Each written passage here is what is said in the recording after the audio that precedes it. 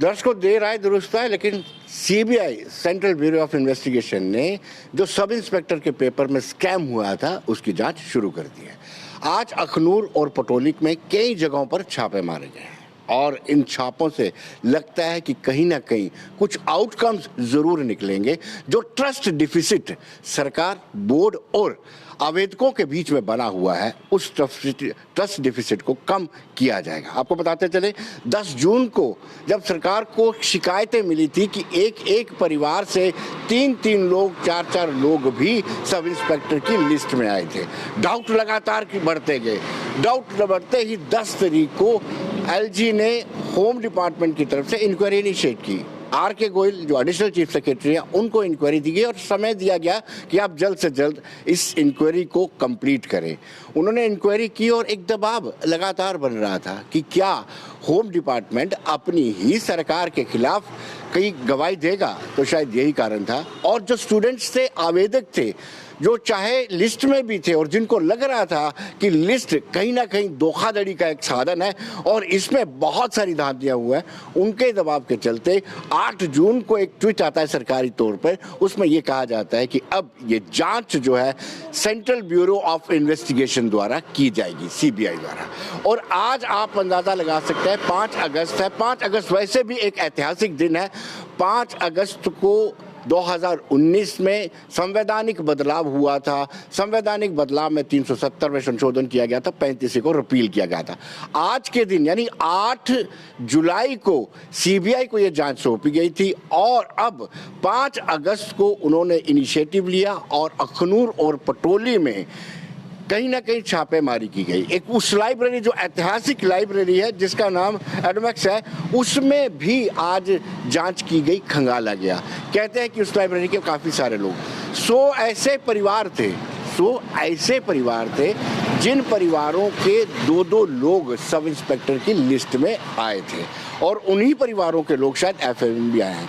इसलिए इंटरलिंक तो नहीं करना चाहिए, लेकिन सवाल ये उठता है कि सीबीआई टाइम बाउंड समय सीमा पर ये इंक्वायरी इनिशिएट इंक्वायरी मुकम्मल कर पाएगी। सवाल ये भी उठता है कि क्या बच्चों को जस्टिस मिल पाएगा। सवाल ये उठता है कि जो कल्प्रिट हैं उन तक सीबीआई पहुंच पाएगी।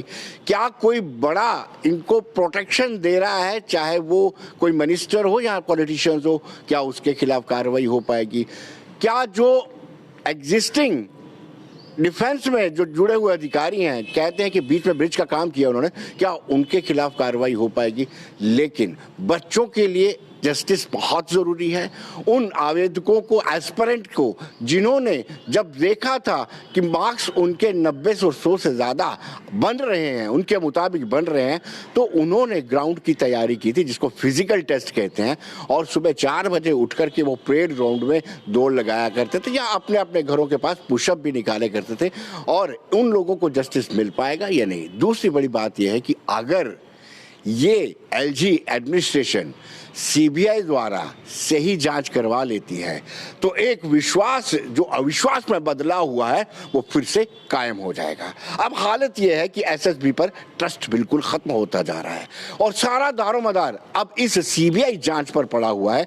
क्या सीबीआई जांच सही करती है, क्या उनका गिरेबान पकड़ती है और उनको अच्छे तरीके से सरकार पनिश कर पाती है, ये बहुत जरूरी है। और मुझे लगता है जो एस्पिरेंट है जिन्होंने एग्जाम दिया है उनकी भी निगाहें इस पर ही टिकी हुई हैं कि क्या उनको जस्टिस मिल पाएगा। और बड़ी बात यह है कि जस्टिस के लिए ही सीबीआई इंक्वायरी इनिशिएट की डिमांड निरंतर की जा रही थी और यही एक वजह है। आपको बताते चले कि 97,000 लोगों ने एग्जाम दिया था जिसमें से शॉर्टलिस्ट किए गए थे 7,200 और उसके बाद शॉर्टलिस्टिंग और भी होनी थी जब इनका फिजिकल टेस्ट होना था। और उसके बाद जब ह्यू एंड क्राई हुआ कि कहीं ना कहीं बेईमानी हुई है, धोखाधड़ी हुई है, तो उसके बाद से ही ये सरकार पर उंगलियां उठने लगी थी और सरकार ने 8 जून को ये इंक्वायरी इनिशिएट की थी और फिर जुलाई को सीबीआई को दी गई थी इंक्वायरी। और अब आज के दिन दोबारा से खंगाला जा रहा है और अखनूर और पटोली, अखनूर में कई जगहों पे छापे मारे जा रहे हैं और पटोली में भी छापे मारे जा रहे हैं। धन्यवाद।